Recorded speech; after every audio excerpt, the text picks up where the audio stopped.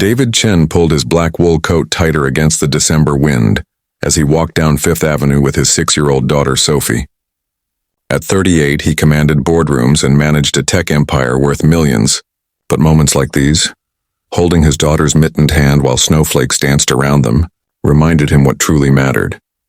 Sophie skipped beside him, her curly brown hair peeking out from beneath her cream-colored knit hat with its cheerful pom-pom.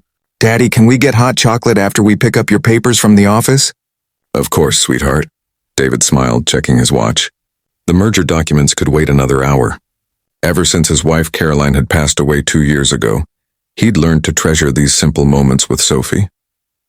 As they approached the small park near his office building, Sophie suddenly stopped walking. "Daddy, look," she whispered, tugging on his coat sleeve.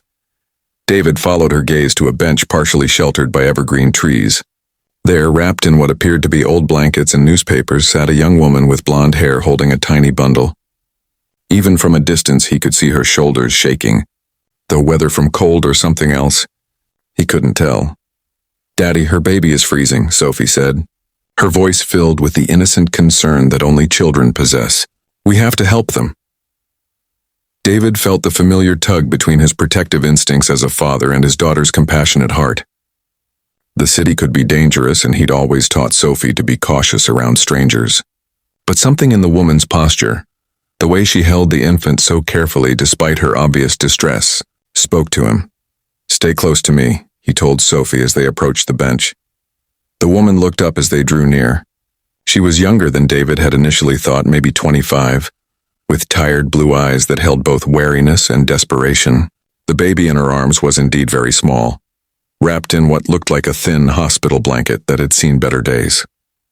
"Excuse me," David said gently, his voice softer than the tone he used in business meetings. "Are you all right? Do you need help?" The woman's grip tightened on her baby. "We're fine," she said quickly, though her chattering teeth betrayed her words. "Just resting." Sophie stepped forward, her child's directness cutting through adult pretenses. "Your baby looks cold. My daddy has a warm car and we could take you somewhere with heat." The woman, who would later introduce herself as Emma, looked between David's expensive coat and Sophie's earnest face. "I don't want any trouble. We're not asking for money." David knelt down to Sophie's level, then looked up at Emma. "My daughter's right. It's getting colder and that little one needs warmth. I'm David and this is Sophie. We'd like to help. No strings attached." Emma studied David's face, searching for signs of deception or hidden motives. What she saw instead was genuine concern, and a father who clearly understood the fierce protectiveness she felt for her child. "I'm Emma," she said finally. "And this is baby James. He's only 3 weeks old." Sophie's eyes widened with delight. "He's so tiny." "Daddy, we have to help them right now." David stood, making a decision that felt both impulsive and absolutely right. "There's a family shelter about 10 minutes from here. They have a nursery and medical staff. Would you let us drive you there?" Emma's composure cracked slightly. "I tried there yesterday. They're full until after the holidays. Then we'll find somewhere else," David said firmly. "Sophie's right, little James needs to be warm." As David gently wrapped his red wool scarf around baby James, Emma felt tears freeze on her cheeks. When was the last time a stranger had shown her such kindness without expecting something in return? The walk to David's car was slow, with Sophie chattering constantly to Emma about her favorite things, her dolls, her school, and how her daddy made the best grilled cheese sandwiches in the world. Emma found herself smiling despite her circumstances, charmed by the little girl's enthusiasm. In the warm Mercedes, as David called various shelters and family services, Emma finally felt safe enough to share her story. She'd aged out of foster care at 18, struggled through community college while working multiple jobs, and had been living with James's father until he disappeared when she told him about the pregnancy. The hospital had discharged them 3 days ago, and she'd been staying in the park since then, too proud to return to the foster system that had failed her before.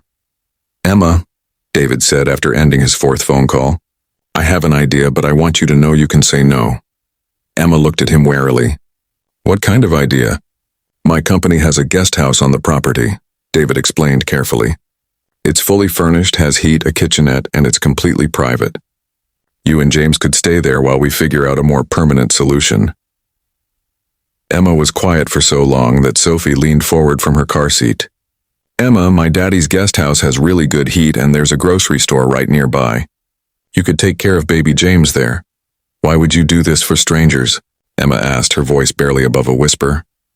David was quiet for a moment, remembering the loneliness he'd felt after Caroline's death, the way strangers' kindness had sometimes been the only thing that got him through a day. "Because everyone deserves a safe place to take care of their family," he said simply. Emma looked down at James, who had finally stopped shivering now that he was wrapped in David's warm scarf. "I don't have any way to pay you back." "Payment isn't required for kindness," David replied. "But if you want to contribute something, maybe you could help me understand how someone ends up in your situation. I chair the board of a local family foundation, and clearly we're not reaching the people who need help most." Sophie clapped her hands together. "And Emma, you could teach me how to take care of babies. I've always wanted to learn." For the first time in weeks, Emma laughed. "I'm still learning myself, Sophie." 3 days later, Emma was settled into the guest house with James, who was thriving in the warmth and safety of their temporary home. David had connected her with his family's pediatrician, who declared James healthy but underweight, and with a social worker who specialized in helping young mothers build stable lives. But the most unexpected development was the friendship growing between Emma and Sophie. The 6-year-old visited every day after school, fascinated by the baby and full of questions about everything from feeding schedules to why babies sleep so much. "Emma," Sophie said one afternoon as she carefully held James while Emma prepared his bottle, "are you going to be our family now?" Emma looked up, startled. "Sophie, honey, I'm just staying here temporarily until I can find my own place." "But Daddy smiles more now," Sophie observed with the devastating honesty of childhood. "And you make really good soup, and baby James could be like my little brother." David, who had been listening from the doorway, stepped into the room. "Sophie, Emma has her own life to build. We're just helping her get started." But even as he said the words, David realized how much he looked forward to these evening visits, how Emma's gentle presence had brought a warmth to their home that had been missing since Caroline's death. Emma wasn't just a charity case anymore. She was becoming a friend, someone whose strength and resilience he genuinely admired. 2 weeks later, Emma received news that changed everything. The foundation David chaired had approved her application for housing assistance and childcare support, while she finished her degree in early childhood education.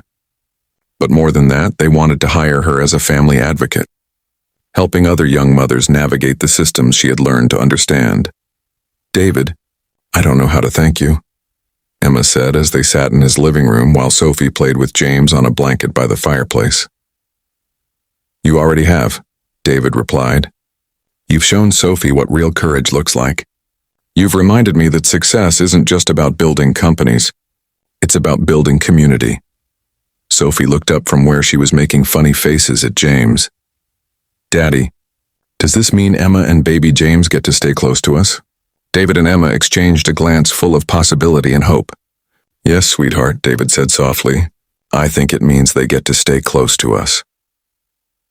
As snow continued to fall outside the warm house, Emma realized that sometimes the coldest moments in life lead us to the warmest discoveries. She had found not just shelter and safety, but something she'd never really had before. A chosen family built on kindness, mutual respect, and love that grew naturally from caring for one another. James gurgled happily from his blanket, surrounded by the laughter of his new extended family, and Emma knew that her son would grow up understanding something she was just learning. That home isn't just a place.